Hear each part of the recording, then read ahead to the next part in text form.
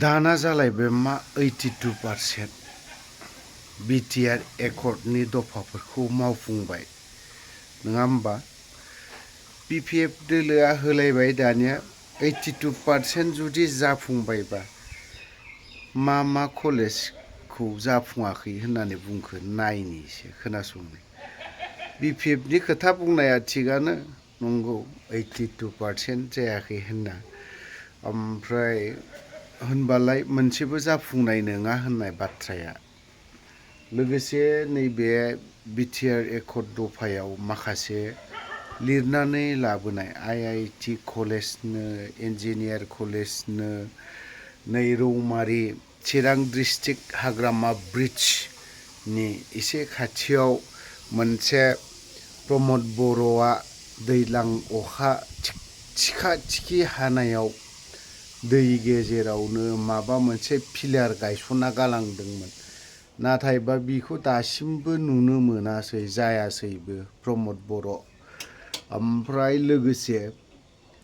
बावहाय माखासे जा खाम्फा अन्थाइ खाम्फा गायसननानै गालांनाय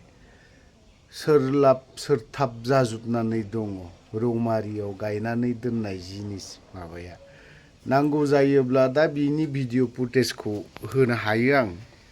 बायनानै गुग्रुबनानै थाखागोन बायखागोन जोथोन गैया खारन बावहाय मोसौ हगारो मा हगारो रायजो राजाफ्रा बोसोराव मोसौ हगारनायनि सम जायोना बे समाव हगारो इउपिपिएलआलाय माखौथो 82% मावखो माथो इदि मावखो होनना बुंथारखोब्रा बबे माखौ लानानै बबे एंगेलखौ लानानै मैया बिजनि बलामगुरियाव थांबाय बावहाय 4 लाखखौ मोनि सेंग्राफोर हादकर सेंग्राफोर गुलि अरलायना समायखिरा लानाय बेसांमोनखौसो लोगो मोना 4 लाखखौनो होबावाखै प्रमद बर' बे माबाया जोंना रनजित बसुमतारी मोननावबो थांबायनो थांलाय फैलाय खुन गोजाननिफ्राय थांलाय फैलाय खालामो बिसोरनिफ्राय थामालि खस्थ' जायो थ' जिखियानो जाला एसे बिपिएफनि नैबे सासे रिनजय बसुमतारी ना मामोनलाय रिनिनजय ना नामाबो जालायलाङा आंना एसे इउपिपिएलनि सायाव एसे मोजां मतामत होदों एसे खोनासंना लानि बिराद स्ट्रं जादों मतामतआ बड'फा उपेन्द्रनाथ ब्रह्मनि मुङै माने कालचारेल कमप्लेक्स गायसननो गोनांमोन होमबा बेफोरो दिनै 82% जाखाबायनो जुदि फोसावदोंब्ला माने फैबाय थानाय समाव आरो जेबो मावनो गोनां गैला जुदि बिटिआर सुक्तिया 82% दिनैनि तारिखाव जुदि जाखाबायब्ला होमबालाय एनआईटी जानो गोनाङा जाला बे चिरांनि रौमारियाव नेरिम north eastern regional institute of medical science बे लिरनाय दंमोन बिटिआर सुक्तियाव दिनै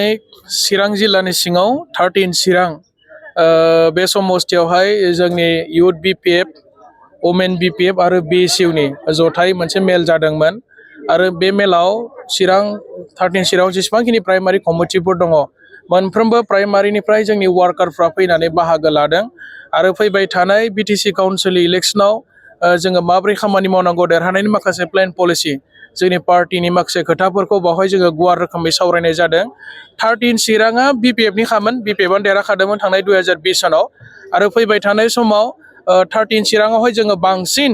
बुरजा भट मोननानै जोंहा एमसिएलए देरहागोना दिनै 100% क्लियार जाबाय आरो जोंनि बिपिएफनि वार्कारफोरा ओरैबायदि मोनसे हाई माने कनफिडेन्सआव दङ जोङो 13 चिरांखौ फिन बिपिएफआनो बिराद बुरजा भट लानानै देरहाफैगोना दिनैनि मेलनि गेजेरजों जोङो मोनसे स्पष्ट माने कनफिडेन्स लेभेला जोंना बांबाय आरोखि जोंथ' माने 82% माने जाबायब्लाथ' जिबानो जाला बियो जुदि बिटिआर सुक्तिया 82% दिनैनि तारिखाव जुदि जाखाबायब्ला होमबालाय एनआईटी जानो गोनाङा जाला बे अर्गानिक इउनिभार्सिटि जानो गोनाङा जाला बियो स्पर्ट्स इउनिभार्सिटि जानो गोनाङा जानाय नंला एग्रिकालचार इउनिभार्सिटि चिराङावहाय चिरांनि रौमारियाव नेरिम north eastern regional institute of medical science बे लिरनाय दंमोन बिटिआर सुक्तियाव 6.3 दफायाव इडुकेसनेल माखासे माने माबाफोरखौ लिरदोंमोन बिथांमोना मोनफ्रोमबो भेन्सार स्कुला प्रभिन्सियेलाइज जागोन होमबालाय बेफोरबो जानाय नंला सेन्ट्रेल स्कुल मोनफ्रोमबो डिस्ट्रिक्टआव एडिशनेल नवोदया स्कुल जागोन होननानै लिरनाय दंमोन बेफोरबो जानाय नंला साइ सेन्टार स्पर्ट्स अथरिटि अफ इन्डियानि आन्दारावहाय साइ सेन्टार गायसननो गोनांमोन बड'फा उपेन्द्रनाथ ब्रह्मनि मुङै माने कालचारेल कमप्लेक्स गायसननो गोनांमोन होमबा बेफोरो दिनै 82% जाखाबायनो जुदि फोसावदोंब्ला माने फैबाय थानाय समाव आरो जेबो मावनो गोनां गैला जों बेखौसो बुजिदों डेट मिन्स बेनि अर्थआव बेखौनो बुजायदों आरोबाव बिटिआर सुक्तिया जानाय नंला बिटिआर सुक्तिनि दफाफोरा मावफिनजानाय नंला जों बेखौसो बुजिनानै लादों आरो 2024 सननि 3 तारिख जानुवारियाव माने हम मिनिस्ट्रिनि माखासे सेक्रेटारि आरो कमिशनारफोरनि गेजेराव जोंनि बिटिआरनि गभर्नमेन्ट लोगोसे आसाम गभर्नमेन्टनि गेजेराव मोनसे आलोचना जाखादोंमोन बेनि माइनुटआ जोंनाव दं जे नैबे आं बुंलांनाय माखासे इन्स्टिटिउसनफोरखौ माने बिटिआरआव होनो हानाय नंला होननानै लिरखानाय दङ दा बेनिखायनो जों सानदों आरोबाव बिटिआरआ माने मावनो गोनां